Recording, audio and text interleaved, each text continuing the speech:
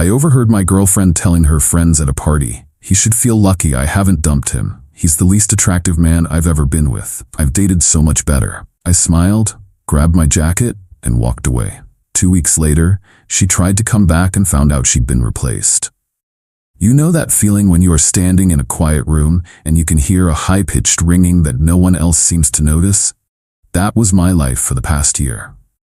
A constant, low-level hum of disrespect that I kept telling myself was just background noise. Last night, the noise became a deafening scream, and I finally decided to shut it off for good. My name is Alex. I own a high-end landscaping company. I design and build outdoor spaces for people with more money than taste. I am good at it. I take raw, ugly patches of dirt and turn them into something beautiful and structured. I am a builder. I am logical. I do not play games. My girlfriend Jenna was supposed to be my partner in building a life. We had been together for 2 years. We lived in my house, a place I bought and renovated long before I met her. We were a team, or at least that was the contract I thought we had signed. I am not a flashy guy. I do not wear designer clothes or drive a sports car. My money goes into my business, my investments, and the life I was building. I am stable. I am reliable. And as I discovered last night, I am also the least attractive man she has ever been with. The moment of revelation came at a party. It was hosted by one of her friends, a woman who married a tech millionaire and now considered making introductions a full-time job. The party was a collection of people Jenna desperately wanted to be a part of. Men with soft hands and expensive watches, and women who looked like they had never seen a carb in their lives. I felt like a different species. I was trying my best, mingling, talking about the stock market, pretending to care about someone's new boat. After about an hour, I needed some air. I stepped out onto the back patio, which, ironically, was a space I had designed for the homeowners a year ago. The sliding glass door was slightly ajar, and I could hear the party buzzing inside. Then I heard my name. It was Jenna's voice, followed by the sound of her friend's laughter. I froze. "I am serious," Jenna said, her voice dripping with a mix of wine and disdain. "He is a great guy, and he is stable, obviously. But look at him. He is so plain. He should feel lucky I have not dumped him. Honestly, he is the least attractive man I've ever been with. I have dated so much better." One of her friends chimed in, "But he pays the bills, right? You've got a good setup." "For now," Jenna replied, and they all laughed again. The ringing in my ears stopped. In its place was a profound, absolute silence. The kind of silence you find deep underground. All the little comments from the past 2 years suddenly made sense. The jokes about my work boots, the suggestions that I should dress better, the way she would introduce me as my boyfriend Alex, never mentioning what I did for a living. It was not background noise. It was a clear signal that I had chosen to ignore. I did not storm in there. I did not cause a scene. My mind, which is used to designing complex, multi-level landscapes, immediately started designing a new kind of project. A demolition. I took a deep breath, walked back inside, and caught her eye from across the room. She was still laughing with her friends. I gave her a small, tight smile. I grabbed my jacket from the back of a chair, gave her a little 2-finger wave, and walked out the front door. My phone buzzed before I even reached my truck. It was a text from her. "Where are you going? Do not just leave me here." I did not reply. I drove home, and the entire way, my plan began to form, layer by layer, like the strata of a rock formation. She thought I was plain. She thought I was just a stable setup. I was about to show her just how unstable her world was about to become. She thought she had dated better. I was about to introduce her to her replacement. Update 1. It has been 1 week since I walked out of that party. A week of silence on my end, and a week of escalating panic on hers. Thank you for the comments and support. It seems a lot of you understand that revenge is a dish best served cold, and right now, my freezer is fully stocked. When I got home that night, I did not waste a single second. My mind was clear, my purpose absolute. I went through the house with the efficiency of a demolition crew. Every item that belonged to her, clothes, shoes, makeup, the photos of us she had framed, I packed into boxes. I stacked them neatly in the garage. Next, I changed the locks on every door. Then, I dealt with the finances. We had a joint account for household bills, which I primarily funded. I logged in, calculated her exact contributions over the past 6 months, a laughably small amount, and transferred that sum to her personal account. Then I closed the joint account permanently. The supplementary credit card I had given her for emergencies was canceled a few minutes later. By 4 in the morning, every trace of her existence in my house was gone, except for the boxes in the garage. I had surgically removed her from my life. The next morning, the real work began. This was not just about kicking her out, it was about destroying the entire premise of her argument. It was about showing her, and her entire shallow circle of friends, what real value looks like. There is a woman in my city named Isabella. She is a local celebrity of sorts, a lifestyle influencer with a huge social media following. She is beautiful, successful, and runs her brand with a sharp business mind. Jenna was obsessed with her. She copied her style, went to the restaurants Isabella recommended, and talked about her constantly. To Jenna, Isabella represented everything she wanted to be: admired, desired, and effortlessly cool. Here's the thing. I knew Isabella. My company had the commercial contract for the luxury apartment building she lived in. We had designed and maintained the building's rooftop garden and common areas.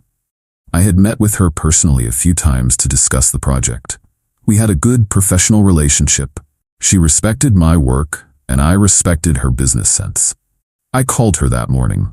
I told her I had a strange business proposal. I explained that I was ending a bad relationship and that I needed her help with a unique project. I offered to completely redesign and renovate her private 2,000 square foot rooftop terrace, a project that would easily cost over $50,000, completely for free. I would use the best materials, the most exotic plants, everything. It would be a showpiece. In return, I needed one thing from her. For 1 week, she had to pretend to be my new girlfriend on social media. She was silent for a moment, and I thought I had gone too far. Then she laughed.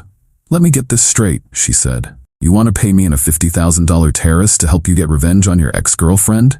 Alex, that is the most creative business proposal I have ever heard. I am in." The game was on. Jenna, in the meantime, was spiraling. After I did not respond to her initial angry texts, she showed up at the house the next day. Her key did not work. She banged on the door for 10 minutes before giving up. Then came the emails, the voicemails, the messages through friends. They were all the same. A mix of rage and confusion. She had no idea what was happening. She had been kicked out of her good setup, and she could not understand why. After a week of this, Isabella made her first move. She posted a picture on her Instagram story. It was a close-up of a stunningly beautiful and very expensive orchid. The caption was simple: "He has good taste." Jenna must have seen it. Her friends definitely saw it. The messages I started getting from third parties became more frantic. They were asking me what was going on, telling me Jenna was a mess. 2 days later, Isabella posted again. This time it was a photo of her and me. We were on her terrace, looking over some design blueprints. We were standing close, laughing about something.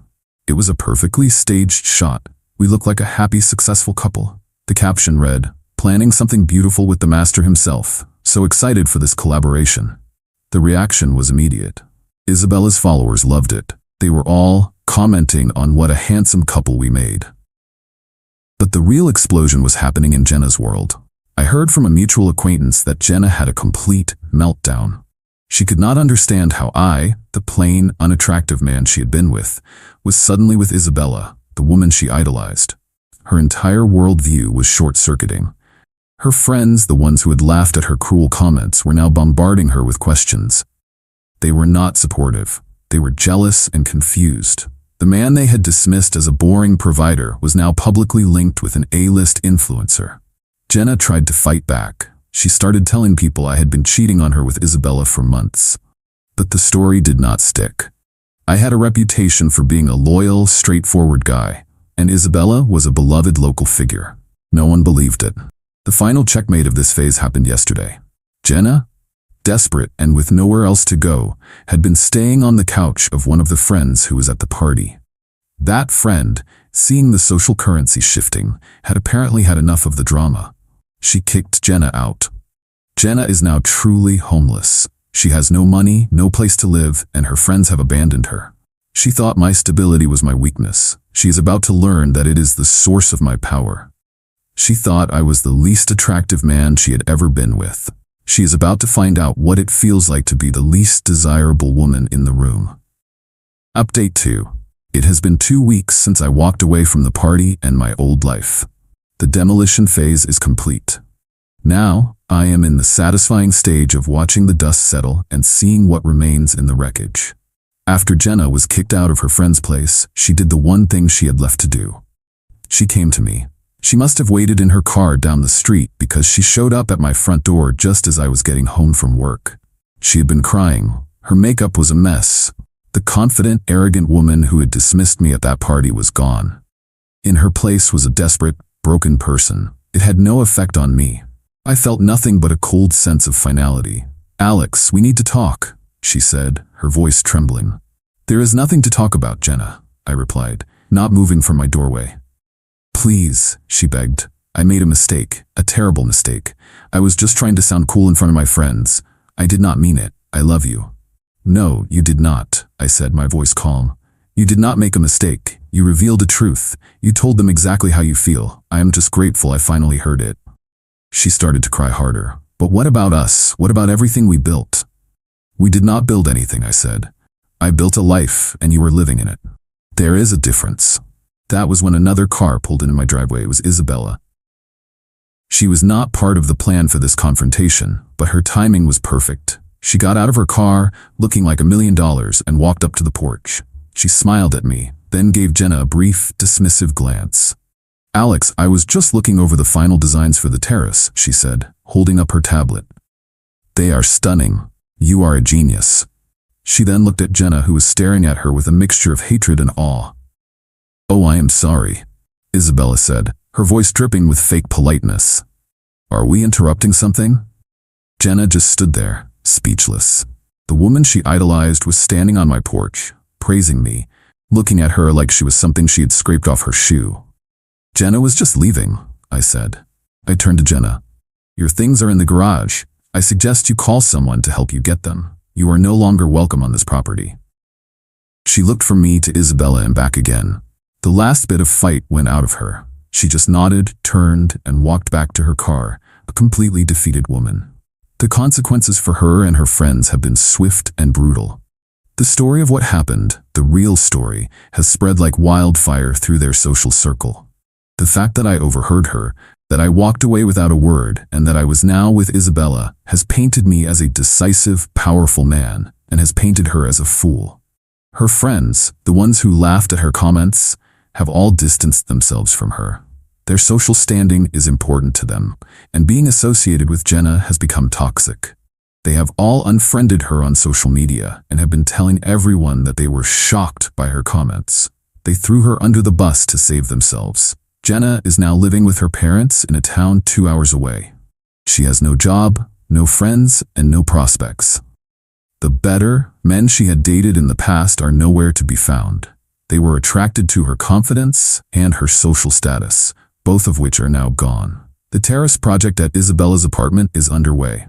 My crew is doing an amazing job, and Isabella has been posting daily updates to her followers. My company has been flooded with new clients. The project has become the best marketing I have ever done. Isabella and I have become good friends. She is a smart, funny, and genuinely decent person. There is no romance, but there is a deep mutual respect. She has told me that she has gotten dozens of messages from women sharing their own stories of being with men who did not appreciate them. Our little revenge project has, in a strange way, become a source of inspiration. I did not set out to destroy Jenna's life. I just set out to build my own, without her in it. The fact that her world crumbled as a result is a consequence of her own actions. She built her life on a foundation of lies and disrespect. I just happened to be the one to kick out the support beam. She thought I was the least attractive man she had ever been with. She is now learning a hard lesson. Character is far more attractive than a handsome face, and a strong spine is more valuable than a fat wallet. Final update. It has been 6 months since I walked out of that party. The final pieces of this story have fallen into place, and the ending is more complete than I could have imagined. My life has been rebuilt, stronger and better than before. Hers has been permanently altered. The terrace I built for Isabella became a local sensation. It was featured in a design magazine, and my business has grown exponentially. I have hired 2 new crews and have a waiting list a year long. The success has been incredible, but it is not the most satisfying part of this story. After the confrontation at my house, Jenna disappeared from my life. I heard nothing from her or about her for months. The silence was a gift. I started dating again, cautiously at first. I met a woman, a doctor named Claire, who is intelligent, kind, and looks at me like I am the only man in the room. She knows the whole story about Jenna, and she thinks it is the most decisive and respectable thing she has ever heard. We are building something real, something based on mutual respect. The final chapter on Jenna came from an unexpected source, her mother. She called me about a month ago. She was not calling to yell or to make excuses for her daughter. She was calling to apologize. She told me that Jenna had hit rock bottom. Living at home, with no job and no friends, she had been forced to confront the person she had become. Her mother said that the incident had been a brutal but necessary wake-up call. She told me that Jenna was in therapy, trying to understand why she placed so much value on the superficial opinions of others. Her mother then told me the real reason for her call. Jenna had left a significant amount of debt on a credit card that her parents were now responsible for. She had been living a life far beyond her means for years, and my stability had been the only thing keeping her afloat. Her mother asked if there was any way I would consider helping, for old time's sake. I was polite, but firm. I am sorry for the situation you are in, I told her, but I am not responsible for Jenna's choices. I have closed that chapter of my life. That was the moment I knew I was truly free. The last, lingering thread of connection had been cut. Her problems were no longer mine to solve. The revenge was never about Isabella. She was just a catalyst, a beautiful and effective tool. The real revenge was in what happened next. It was in the silence. It was in my complete and total refusal to engage with her drama. I did not yell, I did not argue, I did not fight. I just removed myself. I became a ghost. And in my absence, her entire world, which had been propped up by my presence, collapsed under its own weight. She thought my value was in my stability and my bank account. She failed to see that my true value was in my respect, my loyalty, and my love. She took those things for granted, and so I took them away. She called me plain and unattractive. I responded by showing her that a man of substance and character is more desirable than any of the shallow men she admired. She has been replaced, but not just by another woman. She has been replaced by my peace of mind. She has been replaced by my self-respect. She has been replaced by a life that is authentically and completely my own. And there is nothing more attractive than that.